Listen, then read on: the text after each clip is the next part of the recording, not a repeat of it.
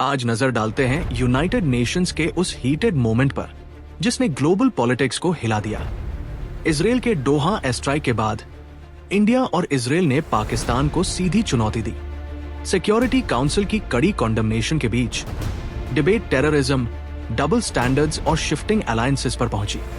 अब बड़ा सवाल, ये क्लैश साउथ एशिया और वर्ल्ड जियोपॉलिटिक्स को कैसे शेप करेगा? UN security council global diplomacy का सबसे बड़ा मंच, जहां यूनाइटेड नेशन सिक्योरिटी काउंसिल बना हाई वोल्टेज ड्रामा का स्टेज। इजराइल का डोहा कटार पर एयर स्ट्राइक उठा लाया तीखी बहस और कॉन्डमनेशन। पाकिस्तान, इजराइल और इंडिया के डिप्लोमैट्स भिड़े सॉवरेंटी, टेररिज्म और इंटरनेशनल लॉ पर। बढ़ते रीजनल टेंशंस और वर्ल्ड पावर्स की दखल ने इस मोमेंट को और एक्सप्लोसिव बना दिया। ये शोडाउन सिर्फ मिडिल ईस्ट डिप्लोमेसी नहीं, बल्कि ग्लोबल स्टेबिलिटी को भी सीधे चैलेंज करता है। तो चलिए समझते हैं आर्ग्यूमेंट्स, स्टेक्स और इस टकराव का दूरगामी असर। सोचिए, 9 सितंबर 2025 और अचानक डोहा बन गया मिडिल ईस्ट जियोपॉलिटिक्स का एपिसेंटर। इजराइल डिफेंस फोर्सेस ने किया एक डेडली एयर स्ट्राइक। टारगेट था हमास लीडरशिप, लेकिन मिसाइलें गिरी कटारी गवर्नमेंट कॉम्प्लेक्स पर। नतीजा, हमास कमांडर्स, कटारी सिक्योरिटी और इनोसेंट सिविलियंस, सबकी जान गई। इजराइल बोला यह रिटेलिएशन था, लेकिन दुनिया ने कहा स्टेट टेररिज्म।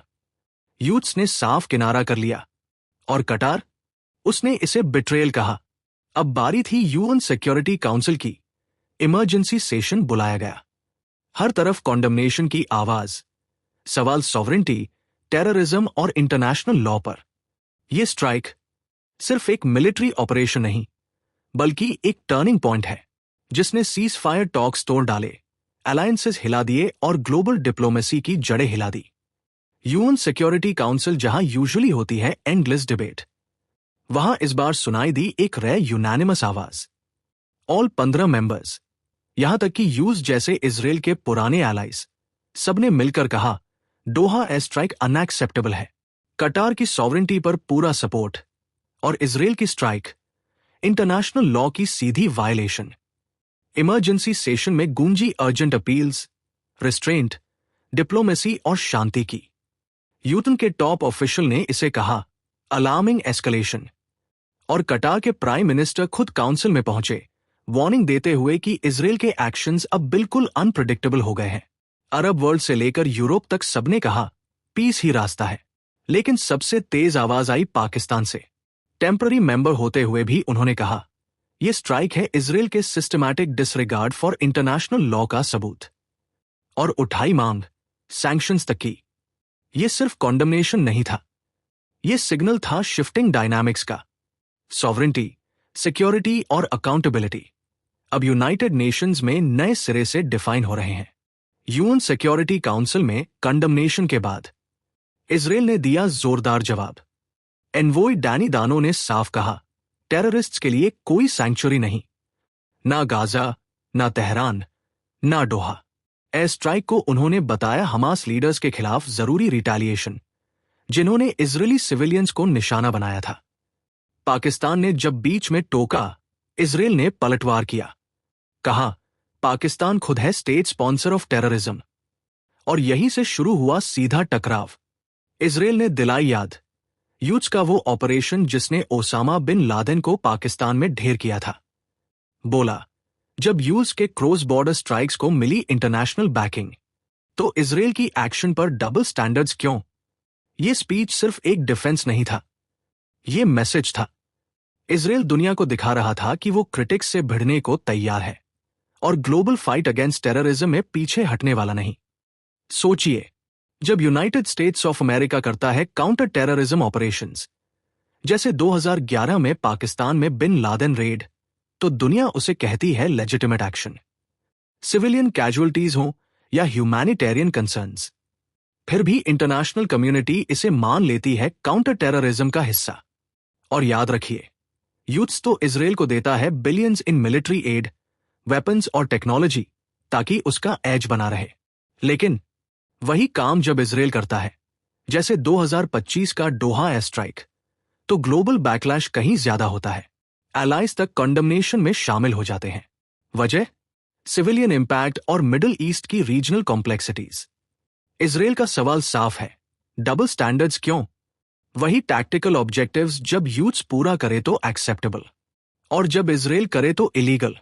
ये डिबेट सिर्फ इजराइल और यूथ्स की नहीं, ये है सॉवरेंटी, ह्यूमन राइट्स और यूज ऑफ फोर्स पर पूरी इंटरनेशनल सिस्टम की क्रेडिबिलिटी का test. UN human rights council में स्विट्जरलैंड ने इंडिया पर उठाए सवाल, कहा माइनॉरिटीज की सुरक्षा और फ्रीडम ऑफ एक्सप्रेशन पर और कदम उठाने की जरूरत है। लेकिन इंडिया का जवाब आया बेहद कड़ा। डिप्लोमैट क्षितिज त्यागी ने कहा, स्विट्जरलैंड की बातें हैं सरप्राइजिंग, शैलो और इल इन्फॉर्म्ड। उन्होंने पलटवार करते हुए कहा, पहले अपने घर देखो, रेसिज्म, डिस्क्रिमिनेशन और जेनोफोबिया से जूझ रहे हो। त्यागी ने याद दिलाया, इंडिया है दुनिया की सबसे बड़ी और सबसे डाइवर्स डेमोक्रेसी, जिसकी सिविलाइजेशनल एम्ब्रेस ही है प्लूरलिज्म। माइनॉरिटी राइट्स की रक्षा हमारी लोकतांत्रिक कमिटमेंट का हिस्सा है। इंडिया ने झूठे नैरेटिव्स को खारिज किया, लेकिन साथ ही कहा, स्विट्जरलैंड चाहे तो हम उसके ह्यूमन राइट्स इश्यूज पर मदद करने को भी तैयार हैं। और इसी सेशन में इंडिया ने पाकिस्तान के आरोपों को भी सख्ती से जवाब दिया, दिखा दिया कि यूएन में चाहे ह्यूमन राइट्स हो या टेररिज्म, इंडिया अब पूरी असर्टिवनेस और म्यूचुअल रिस्पेक्ट के साथ अपनी सॉवरेंटी डिफेंड करेगा। 2025 में यूएन में इंडिया की डिप्लोमेसी दिखा रही है बैलेंस और स्ट्रैटेजी का कमाल। मल्टीलेटरलिज्म, स्ट्रैटेजिक ऑटोनॉमी और ह्यूमन राइट्स, तीनों को साथ ले चलना। इंडिया अपनाती है काम, कंस्ट्रक्टिव अप्रोच, बिना कन्फ्रंटेशन के फर्मली अपने नेशनल इंटरेस्ट्स डिफेंड करती है। डायलॉग, म्यूचुअल रिस्पेक्ट और कोलैबोरेशन, यही है तरीका जो इसे एक रिस्पॉन्सिबल ग्लोबल पावर बनाता है। ह्यूमन राइट्स की कमिटमेंट, प्लूरलिज्म, डाइवर्सिटी और सस्टेनेबल डेवलपमेंट पर एक्शन, साथ ही इंटरनेशनल इंस्टीट्यूशंस को और इंक्लूसिव और इफेक्टिव बनाने की पहल। जियोपॉलिटिकल टेंशंस में इंडिया फिनेसी दिखाती है, स्ट्रैटेजिक एब्सटेंशंस, कैलिब्रेटेड वोट्स और स्ट्रॉन्ग बायलैटरल रिलेशंस के साथ रीजनल टेंशंस, जैसे पाकिस्तान के साथ, को बिना एस्केलेट किए मैनेज करती है। इंडिया की ये डिप्लोमेसी थॉटफुल, स्ट्रैटेजिक और ग्लोबली रिस्पेक्टेड है। साउथ एशिया अब बदल रही है। Geopolitical shift, evolving regional dynamics और असर्टिव डिप्लोमेसी के साथ। मई 2025 का इंडिया पाकिस्तान मिलिट्री क्राइसिस दिखा रहा है। पाकिस्तान ने अपनी मल्टी डोमेन कैपेबिलिटीज का प्रदर्शन किया, वहीं इंडिया लगातार अपनी डिफेंस और ग्लोबल पार्टनरशिप्स मजबूत कर रहा है। चाइना अब सिर्फ स्पेक्टेटर नहीं, सीपीईसी और पाकिस्तान के सपोर्ट के जरिए साउथ एशिया में विजिबल स्ट्रैटेजिक प्लेयर बन गया। ये ट्रेडिशनल इंडिया पाकिस्तान राइवलरी को और कॉम्प्लेक्स बना देता है। अब हर देश दिखा रहा है असर्टिव डिप्लोमेसी। इंडिया, पाकिस्तान और नेबर्स अलायंसेस और स्ट्रैटेजिक पार्टनरशिप्स को नए सिरे से डिफाइन कर रहे हैं। सॉवरेंटी, नेशनल इंटरेस्ट्स और रीजनल ऑर्डर अब टॉप प्रायोरिटी है। साउथ एशिया की ये रिकैलिब्रेशन सिर्फ लोकल कॉन्फ्लिक्ट्स नहीं, ये global power rivalries, advanced military tech और मिसकैलकुलेशन के रिस्क्स के बीच हो रही है।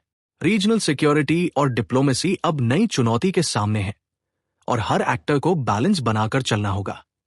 ये नया एरा है जहां साउथ एशिया का फ्यूचर तय होगा स्ट्रैटेजी, एंगेजमेंट और शिफ्टिंग पावर डायनामिक्स से।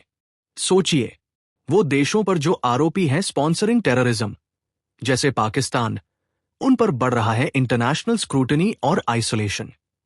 United states of America, India और कई वेस्टर्न नेशंस ने आरोप लगाए हैं सेफ हेवन्स, फाइनेंशियल सपोर्ट और ऑपरेशनल बेसिस देने के लिए। नतीजा, फाइनेंशियल रिस्ट्रिक्शंस, टेरर फाइनेंसिंग वॉचलिस्ट्स और मल्टीलेटरल फॉरम बॉयकॉट्स। लेकिन सवाल यह है, क्या ऐसे देशों को ग्लोबल डिप्लोमेसी में वही लेजिटिमेसी और सॉवरेन स्टेटस मिलना चाहिए? क्रिटिक्स कहते हैं ये इंटरनेशनल लॉ और काउंटर टेररिज्म एफर्ट्स की क्रेडिबिलिटी को कमजोर करता है।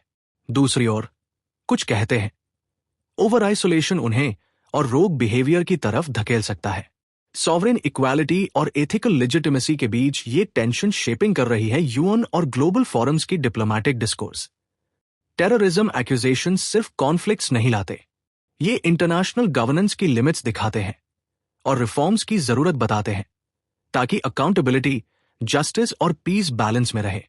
यूनाइटेड नेशन सिक्योरिटी काउंसिल अब सिर्फ डिबेट का मंच नहीं, बल्कि ग्लोबल डिप्लोमेसी का बैटलफील्ड बन गया है। 2025 में शार्प एक्सचेंजेस छिड़ रहे हैं।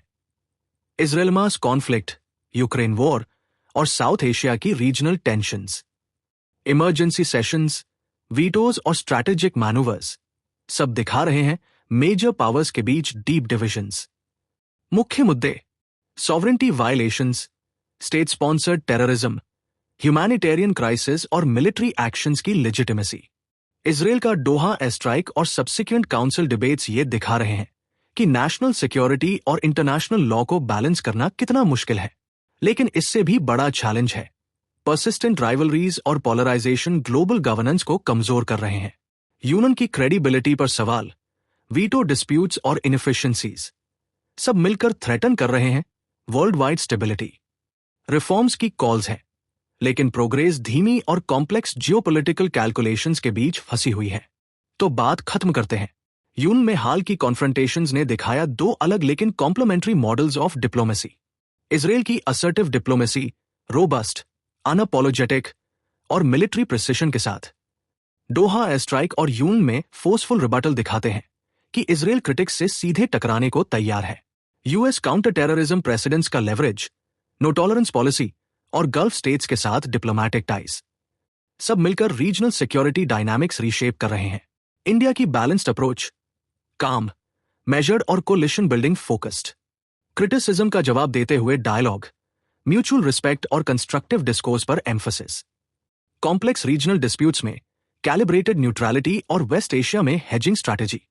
ये दिखाती है इंडिया की जिम्मेदार ग्लोबल पावर बनने की एम्बिशन। ये दोनों अप्रोचेस बताते हैं मल्टीपोलर वर्ल्ड में इवॉल्विंग डिप्लोमेसी। इजराइल की बोल्ड स्टांस नेशनल सर्वाइवल और रीजनल इन्फ्लुएंस को सिक्योर करती है, वहीं इंडिया की प्रैग्मेटिक डिप्लोमेसी स्टेबिलिटी, सॉवरेंटी और इक्विटेबल कोऑपरेशन को आगे बढ़ाती है। यूएन जैसे ग्लोबल फोरम्स में उनकी इंटरैक्शंस रीशेप कर रही हैं नॉर्म्स, काउंटर टेररिज्म, सॉवरेंटी और डिप्लोमैटिक एंगेजमेंट के। अल्टीमेटली इजराइल की असर्टिवनेस और इंडिया की डिप्लोमेसी हमें दिखाती है कि ग्लोबल पावर, प्रिंसिपल और प्रैग्मेटिज्म कैसे लगातार इंटरसेक्ट करते हैं। तो ये थी हमारी खास रिपोर्ट, इजराइल और इंडिया की डिप्लोमेसी और उनके ग्लोबल असर पर। अगर आपको ये पसंद आया तो लाइक करें, शेयर करें और सब्सक्राइब करें पॉलिसी को। जुड़े रहिए और जानिए दुनिया की राजनीति और इंटरनेशनल अफेयर्स की सबसे ताजा अपडेट्स सिर्फ पॉलिसी 360 पर।